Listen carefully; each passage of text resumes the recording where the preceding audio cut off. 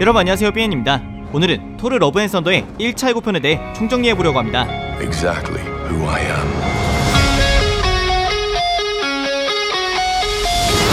예고편은 영웅의 여정을 끝내려 하는 듯한 토르의 대사에서 시작됩니다. These hands were once used for battle. Now they're but humble tools for peace. 실제로 크리스 햄스워스는 이번 영화가 끝나고 나면 사람들이 더 이상 자신을 멋진 히어로라고 생각하지 않을까 걱정된다 라는 발언도 했었는데, 영웅 토르의 마지막 혹은 후반부의 여정이 아닐까를 예측해볼 수 있는 대사가 계속됩니다.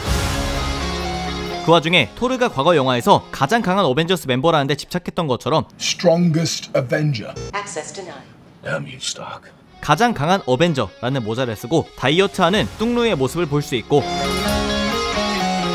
그 다음 장면에는 약간 똥배가 있는 상황으로 가오갤과 지구에서 떠난 뒤 영화 초반부까지 함께 여정을 한다는 것이 확인되는데, 위기에 빠진 파란 종족을 구해준 뒤 기쁘게 가오갤과 작별 인사를 합니다. My superheroing days are over. 그리고 토르의 원작이자 북유럽 신화에서도 이동수단이었던 탕그리스니르와 탕그뇨스트라는 염소들도 드디어 모습을 확인할 수 있습니다.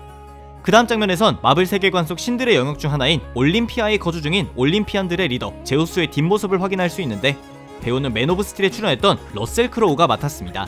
참고로 우리는 올림피아라는 집단을 영화 이터널스에서 들은 바 있는데, 이터널스는 그들 스스로가 올림피아에서 온 신들이라고 생각했지만 이는 아리셴의 거짓말이었습니다. I was home on Olympia. There is no Olympia.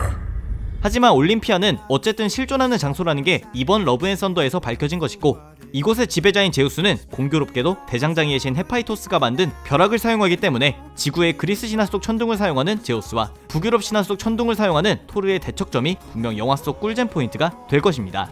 참고로 토르 라그나로크 때부터 쭉 토르와 함께 붙어있던 코르그는 이번에도 역시 확인되었고, 배역도 라그나로크와 러브 앤 썬더의 감독님이신 타이카 와이티티가 한 번 더 맡았습니다.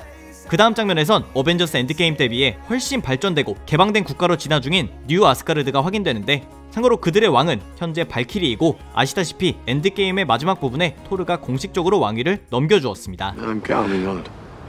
Your Majesty. 이 장면에서 구석에 보면 뉴 아스가르드 투어도 진행하고 있고, 바닷가에 페리선도 많은 것으로 봐선 그들이 지구에선 관광사업에 상당히 의존적인 것으로 보입니다. 또 재미있는 점은 발키리가 이들의 왕으로 세계 여러 국가의 대표자들과 회의를 하고 있는데, 그들이 아무리 신적인 종족이어도 어쨌든 지구의 국가 중 하나로 편승되었기 때문에 현실적인 문제를 겪고 있을 것을 예상해 볼 수 있습니다. 그 다음 장면에선 피터 퀼이 이런 대사를 치는데, Look into the eyes of the people that you love. 킬포는 가오갤 멤버들은 피터를 제대로 쳐다보지 않고 있고, 그 와중에 토르는 피터를 쳐다보고 있습니다. Not me. What? Just listening. 이 당시 아스가디언즈 오브 갤럭시 멤버들의 옷차림을 보건대 호주에서 촬영된 유출본 속 모습과 똑같습니다. 그리고 드디어 파괴된 멸니리를 들고 나타난 나탈리 포트만의 제인 포스터 토르, 원작 속 명칭대로면 마이티 토르가 등장합니다. 참고로 유출 사진에서도 꽤 벌크업된 모습이었는데, 예고편에서도 상당히 근육질로 변한 제인 포스터를 확인할 수 있고, 원작 속 마이티 토르의 특징을 정말 잘 살렸습니다. 그리고 라그나로크에서 헬라에게 산산조각난 멸니르가 다시 붙어있는데, 참고로 멸니르도 스톤브레이커와 인피니티 건틀렛을 만든 장인 에이트리의 제작물 중 하나이기 때문에 신적인 힘과 우주에서 가장 강한 물질들로 제조되어 있긴 했습니다. 하지만 이렇게 조각난 모습이 선명히 보이는 상태로 재생했다는 것은 분명 영적인 힘의 영향이 있었을 것이고, 고귀한 자들만이 들 수 있고 든 후에는 천둥의 신의 힘을 얻는다는 게 설정이기에, 마치 캡틴 아메리카가 그랬듯 제인 포스터도 고귀한 자라는 타이틀에 걸맞는 인물로 변모되는 과정이 있었다는 것입니다. I knew it. 한 가지 의문인 것은 원작에서처럼 제인 포스터가 암에 걸린 후 멸니르의 부름을 받아서 토르의 힘을 얻을지인데, 이 점이야말로 극장에서 알아봐야 될 것 같고, 뒤에 있는 차량으로 모아 슈퍼히어로의 삶을 끝내고 자신을 찾는 여행을 떠난 토르는 다시 지구에 돌아와 전투해야 할 어떤 상황이 펼쳐질 예정임도 확인되었습니다.